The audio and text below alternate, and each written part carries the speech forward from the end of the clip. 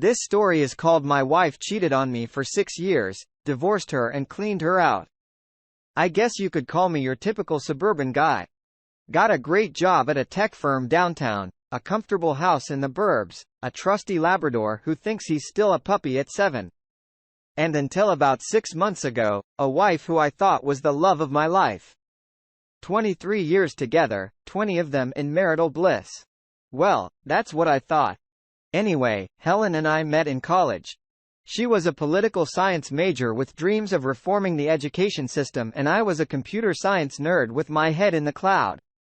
Quite literally, we were the classic case of opposites, attracting each other. It was her passion and fire that drew me to her. And she claimed it was my calm and collected demeanor that made her feel safe. She had a wild side. Sure. But it was all a part of her charm. Our wedding was a small affair, just family and close friends at our favorite park the day she said I do. I thought I was the luckiest man in the world. Fast forward to 6 months ago. And the woman I thought I knew wasn't the one I was married to. At first. It was small things, more late nights at the office, less conversation at dinner. A general air of distraction. I chalked it up to maybe stress, the job. Her dream of reforming education turned into a hectic job as a school superintendent. But then the distance grew, we stopped having date nights. She was more interested in her phone than me. And our cozy nights turned into solo Netflix binges. You've probably heard this story before. A husband has suspicions. His wife is cheating, investigates and uncovers the truth. Well, that's precisely what happened, but at first I was in denial. Helen wouldn't do that. We were the dream team, but the signs were too glaring to ignore one evening. She forgot our anniversary of first in 20 years. And that's when I knew I needed to find out what was going on for my peace of mind, if nothing else. So I did what anyone in my shoes would do. I decided to play detective, discreetly went through her emails. I had access to, didn't find anything, and tried to go through her phone when she wasn't near it. But that didn't turn up anything.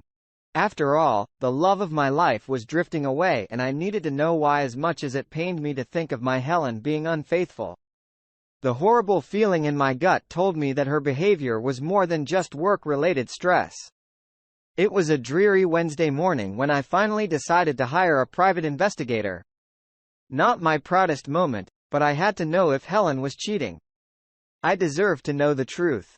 The process of hiring a private investigator was surprisingly simple. Even though it was a little uncomfortable, I called a reputable local firm and set up an initial meeting. The investigator, a former prosecutor, was kind and understanding. He assured me that my situation was far from unique, that he dealt with cases like this countless times before. I took a deep breath, told him my story and gave him the go-ahead. I gave the private investigator access to everything, phone records and even access to our cloud services. Over the next few weeks, I tried to keep life as normal as possible. I went to work, came home, took our dog for walks and tried to maintain an air of normalcy with Helen, but it was challenging knowing what was going on behind the scenes. I kept wondering if the private investigator had found anything yet, whether my worst fears would be confirmed or if I was making a mountain out of a molehill. In the meantime, I noticed Helen's behavior change. She was acting guilty, more on edge. I thought, is it because she suspected that I was on to her? I couldn't tell, and the uncertainty was eating me alive. After a few weeks, the private investigator called and said we need to talk. He invited me to his office the next day. I was not prepared for what was coming. He had some files on his desk, photos, phone records, videos, hotel receipts, all damning evidence. He started going over them one by one. Helen was indeed having an affair, but it wasn't a recent development.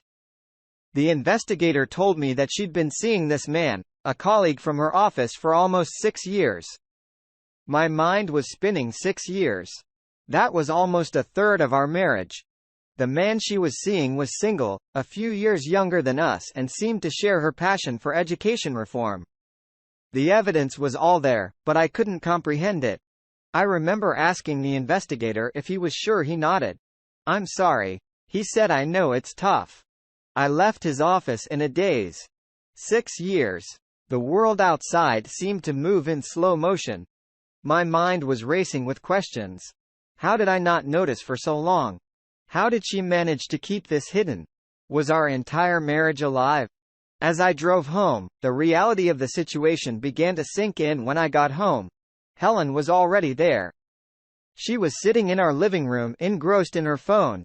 I had to confront her then and there. But I held back. I needed to gather my thoughts and decide on my next steps. That night, I was devastated, but more than anything else I felt betrayed. I needed to confront Helen, but not without getting my ducks in a row. I decided to consult an attorney. After all, a divorce seemed inevitable now. But before that, I needed to protect myself and my assets. I had no idea how deep the rabbit hole went, and I wasn't going to leave anything to chance. The following days went by in a flash between work, meeting with my attorney, and keeping up appearances with Helen. I barely had a moment to process the magnitude of what was happening. My lawyer and I began talking about protecting my assets, or at least an attempt to. We started with my finances. I opened separate bank accounts and moved my savings into them. I changed the beneficiaries of my insurance policies to my sister as single mother of 2 lovely children. The next step was confronting Helen, and I was prepared for it.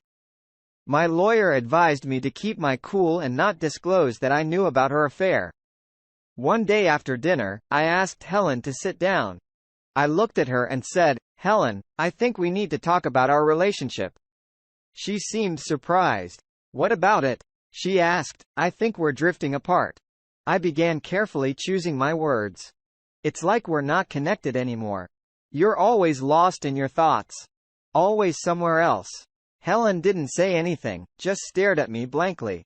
"I think we need a break." I continued some time apart to figure things out. I was watching her reaction closely. She seemed surprised but not shocked. After a moment of silence, Helen finally spoke. "I think you're right," she said. "Maybe we do need some time apart." The next days were a blur of packing and signing papers. Helen moved out to a nearby apartment. She left without much resistance, which surprised me. About a week later, my private investigator called again. He had been keeping an eye on Helen since she moved out and had some new information. Helen's affair wasn't limited to just one man. There were others, multiple others. It was one thing that my wife was seeing another man, but multiple men. It was a new level of betrayal. One I wasn't prepared for. I was beyond angry, but I managed to hold it back, armed with this additional evidence. I met with my lawyer. He agreed it was time to start the divorce process. We gathered all the evidence and submitted the paperwork. I decided to file for divorce on the grounds of infidelity when Helen came back to the house to get some of her things. I told her I was thinking about filing for a divorce. Bitch didn't show any emotions. Nothing. We started working on the division of assets. My lawyer gave me the name of a reputable property appraiser, and I arranged for him to come in and assess the value of our home. I was surprised to learn that we had much less equity in our house than I had imagined. Meanwhile, Helen and I lived our lives in parallel, barely interacting. We communicated mainly through our lawyers. She didn't contest to divorce, probably hoping to keep her affairs as private as possible. One afternoon, I got a call from Helen. She sounded distressed and said she needed to talk to me in person. My initial reaction was suspicion, but something in her voice made me agree to meet her. I decided to let my lawyer know, and he advised caution. Helen arrived looking like a shadow of the vibrant woman she once was. She started talking about regret, remorse, and the possibility of reconciliation.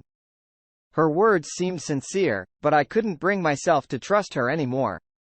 After all, she cheated on me for 6 years with multiple men. How do you forgive that? But I still heard her out, and then I told her the truth. I said I had lost my trust in her and that things could never go back to the way they were. She cried, apologized, and left. Weeks turned into months and the divorce proceedings continued.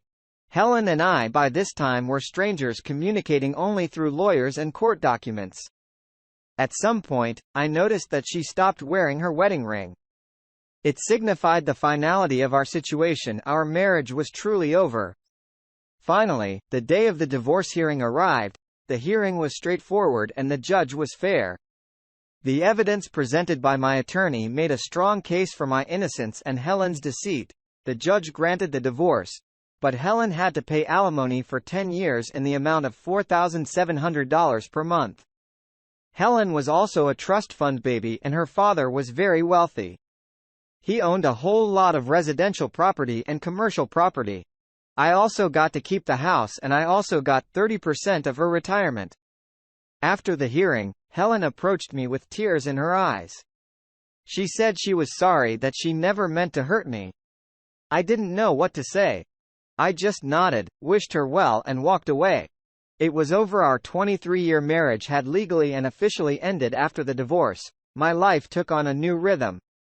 The house was put up for sale and I moved into a small apartment, a bachelor pad as some of my friends jokingly referred to it. It felt good to have a fresh start. A blank canvas on which to rebuild my life. 6 months after the divorce, I decided to sell the house we lived in.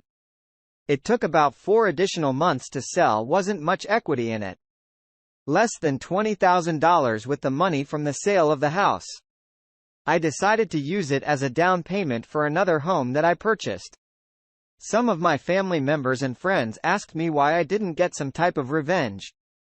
I didn't want revenge for me. It was a waste of my time.